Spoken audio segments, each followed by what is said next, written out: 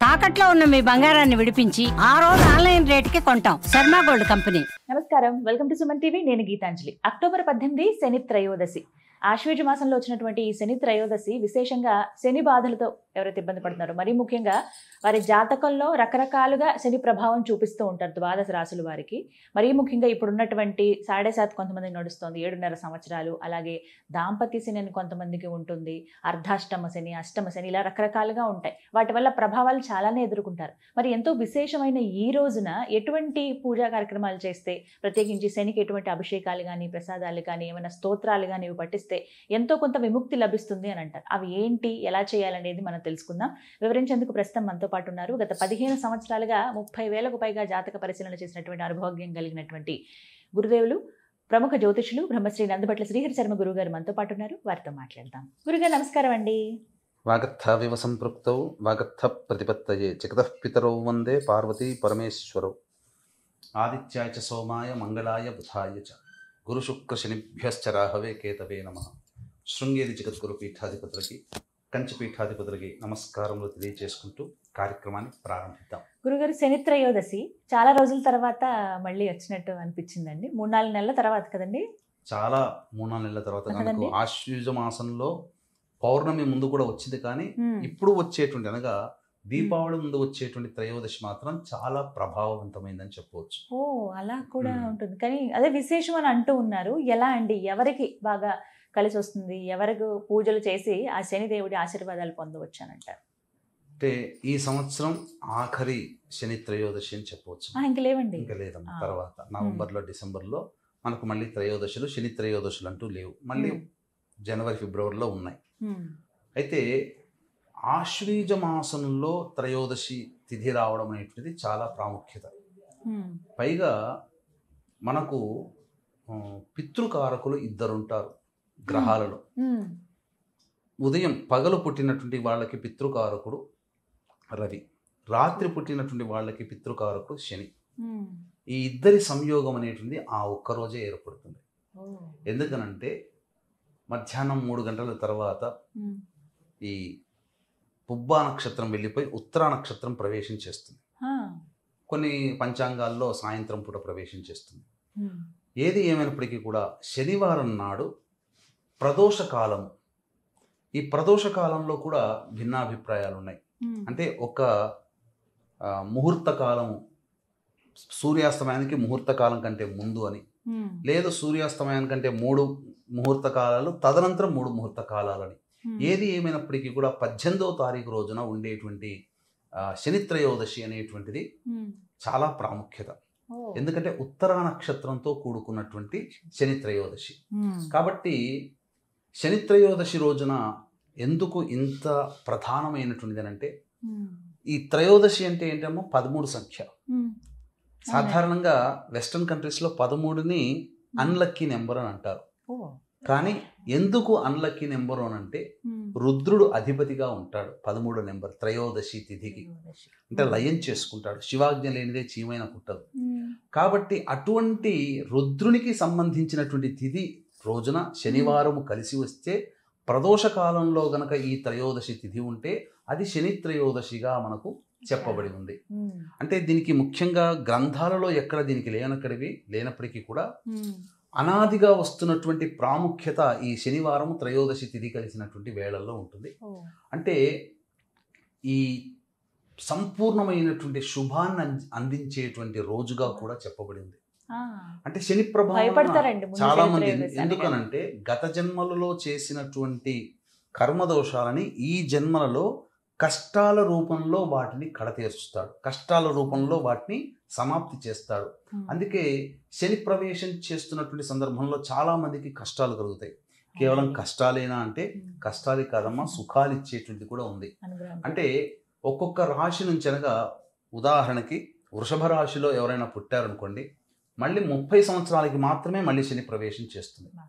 అందుకని దానికి మంగు శని మొదటి దాన్ని, పొంగు శని రెండవ శని త్రయోదశి, రెండవ శని జరిగితే, 3వ శని జరిగితే సంగు శని. 3వ శనులు దాటితే సంపూర్ణంగా ఆరోగ్యవంతులు అని అంటారు, అదృష్టవంతులు అని అంటారు. కాబట్టి ఇంత ఎందుకు చెప్తున్నానంటే ఎన్టీ రామారావు గారు ఈ యొక్క శని ప్రభావం ఉన్నప్పుడే ముఖ్యమంత్రి అవ్వడం జరిగింది. మరి అక్కడ నష్టం చేయాలి కదా, జరగలేదు. అదృష్టం కూడా కాబట్టి శని ప్రభావం వలన సకలమైనటువంటి దోషాలు తొలగడమే కాకుండా శివానుగ్రహం కోసం మనం చేయాలి. ప్రదోష కాలంలో శని ప్రభావం అనేటువంటిది అధికంగా ఉంటుంది. కాబట్టి ఈ ప్రదోష కాలంలో, శనివారం నాడు ప్రదోష కాలంలో ఎవరైతే రుద్రుని అర్చిస్తారో ఆ శని దోషం నుంచి బయటపడతారు. ముఖ్యంగా ఇప్పుడున్నటువంటి రోజుల్లోనమ్మా మీన రాశిలో సంచారం చేస్తున్నాడు శని భగవాను. కాబట్టి కుంభ, మీన, మేష రాశిలో జన్మించినటువంటి వారికి ఏలిన నాటి శని, మిథున రాశి వారికి కంటక శని, ఇక కన్యా రాశి వారికి దాంపత్య శని, ధనుస్సు రాశి వారికి అర్ధాష్టమ శని, కర్కాటక రాశి వారికి, వృశ్చిక రాశి వారికి యోగ శని, సింహరాశి వారికి అష్టమ శని. కాబట్టి 2006 నుంచి 2009 మధ్య కాలంలో సింహరాశి వాళ్ళు కానీ, వృశ్చిక రాశి వాళ్ళు కానీ, అలాగే ఈ సంబంధించినటువంటి మేషరాశిలో జన్మించినటువంటి వాళ్ళు కానీ చాలా కష్టాలు పడ్డారు. మళ్ళీ అటువంటి కష్టములు కొన్ని మళ్ళీ పునరావృతం అయ్యే అవకాశం. అంటే ఏంటి జరుగుతుంది అని అంటే, అనుకున్నటువంటి పని ఆలస్యం అవుతుంది, శత్రువులు పెరుగుతారు, అనారోగ్య సమస్యలు వస్తాయి, ముఖ్యంగా ధన నష్టం జరుగుతుంది, కింది స్థాయి వాళ్ళతో ఇబ్బందికర పరిస్థితులు ఎదురవుతాయి, మాటలు పడడము, ముఖ్యంగా రుణాలు తీర్చలేకపోవడము, మనకి ఇవ్వాల్సిన వాళ్ళు కూడా ఇవ్వలేకపోవడము, అడుగడుగు కూడా సమస్యలు అనేటువంటివి ఈ యొక్క మేష, మిథున, కర్కాటక, సింహ, కన్య, వృశ్చిక, ధనుస్సు, కుంభ, మీన రాశుల్లో జన్మించినటువంటి వారికి ఉంటుంది. శని దశ జరుగుతున్నటువంటి వాళ్ళు, శని అంతర్దశ జరుగుతున్నటువంటి వాళ్ళు, అలాగే ఈ సంబంధించినటువంటి శని యొక్క నక్షత్రాలలో జన్మించినటువంటి వాళ్ళు, మరియు శనికి సంబంధించినటువంటి వృత్తులు, చర్మ సంబంధమైన వృత్తుల్లో ఉన్నవాళ్ళు, ఏసీలు, కుమ్మరి వృత్తులు, అలాగే ఈ సంబంధించినటువంటి ప్లాస్టిక్ ఇండస్ట్రీ, మరియు తైలములు, ఆయిల్ మ్యానుఫ్యాక్చరర్స్, వీళ్ళందరూ కూడా శనికి సంబంధించినటువంటి వస్తువులు ఉంటారు. పాత సామాన్లు అమ్ముకునేటువంటి వాళ్ళు, ఇలాంటి వాళ్ళందరూ కూడా ఇనుముతో సంబంధించినటువంటి వృత్తి ఉన్న ప్రతి వాళ్ళు కూడా ఈ యొక్క శని ప్రభావానికి గురవుతారు. కాబట్టి శత్రుక్షేత్రంలో శని సంచారం జరుగుతున్నటువంటి కారణం చేత ఈ చెప్పబడినటువంటి వృత్తుల్లో ఉన్నవాళ్ళు, చెప్పబడినటువంటి రాశుల్లో జన్మించినటువంటి వాళ్ళు ఈ సంవత్సరం ఇదే ఆఖరి శని త్రయోదశి. కాబట్టి ఖచ్చితంగా ఏముందమ్మా, చెప్పుకోదగ్గ పెద్ద ఏమీ లేదు. చేసుకునే చిన్న చిన్న పరిహారాలు చేసుకుంటే గొప్పదైనటువంటి ఫలితాన్ని పొందుతారు. పైగా ధనత్రయోదశి కూడా అయ్యింది, ధన్వంతరి జయంతి కూడా అయినటువంటి కారణం చేత ఇటు ఆరోగ్యపరంగా, ఇటు కష్టాల పరంగా, ఇటు సంబంధించినటువంటి ధనపరంగా, ముఖ్యంగా చాలామంది ఏమనుకుంటారంటేనమ్మా, ఈ యొక్క శని అనగానే భయపడతారు. కష్టాలు కర్మబంధానికి కారకుడు.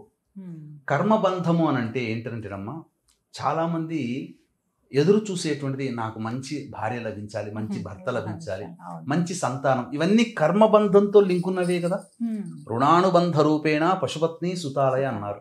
రుణం ఉంటేనే భార్య భర్తలు వివాహం అవుతుంది, రుణం ఉంటేనే పిల్లలు కలుగుతారు. వీటి కోసం ఎదురు చూసేవాళ్ళు ఈ శని త్రయోదశి రోజున ఎవరైతే ఈశ్వరారాధన చేస్తారో వాళ్ళకి అవి సంప్రాప్తం అవుతాయి. చిన్న లాజిక్ ని మర్చిపోతున్నారు చాలా మంది.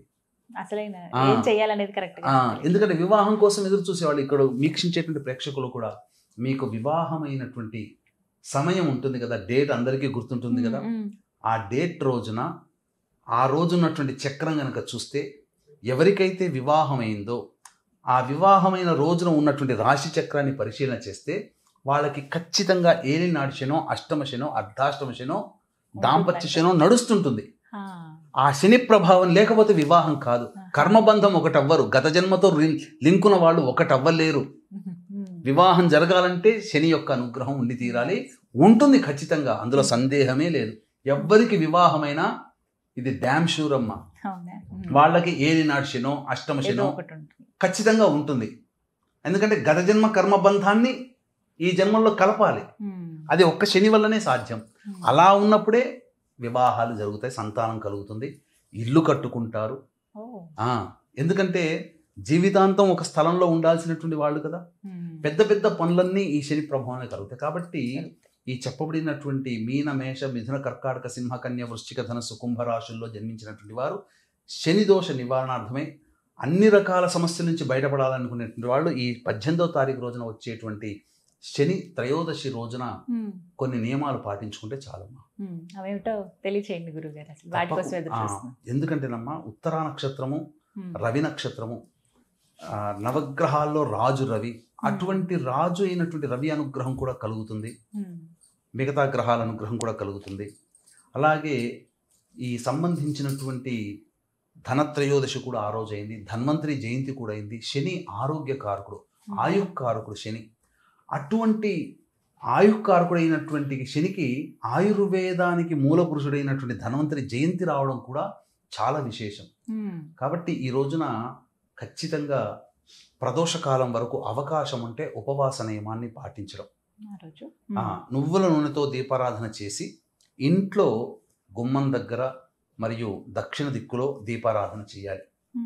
ఇక దేవాలయానికి చేరుకోవాలమ్మా. దేవాలయానికి చేరుకొని ఉపవాసం ఉంటారు కదా, ఇక చక్కగా నల్ల నువ్వుల నూనెతో కాలభైరవుడికి కానీ లేదా ఈశ్వరుడికి కానీ అభిషేకం చేసుకోవాలి.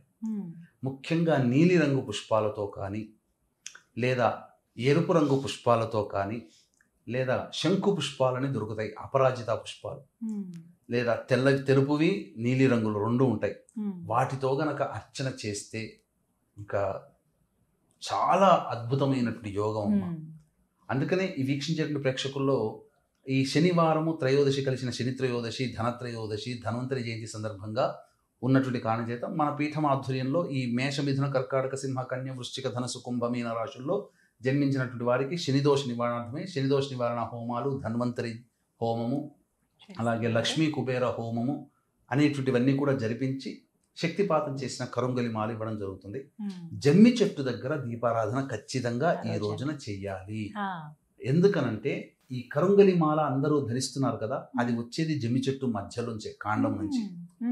కాబట్టి జమ్మి చెట్టు దగ్గర శనిదోష నివారణకి ఈ యొక్క దీపారాధన పంచకోణాకారంగా చేయాలమ్మా. పంచకోణాకారంగా వేసి, అంటే ట్రయాంగిల్ వేసి మళ్ళీ పిండితో వేసి మొత్తం సంబంధించినటువంటి 6 దిక్కులు మధ్యలో ఈ దీపారాధన, 2 త్రికోణాలు అడ్డంగా నిలువుగా చాలు, నక్షత్రాకారం వస్తుంది. ఆ విధంగా చేసినటువంటి వాళ్ళకి ఖచ్చితంగా శివ సహస్రనామ పారాయణం ప్రదోషకాలంలో చదవాలి.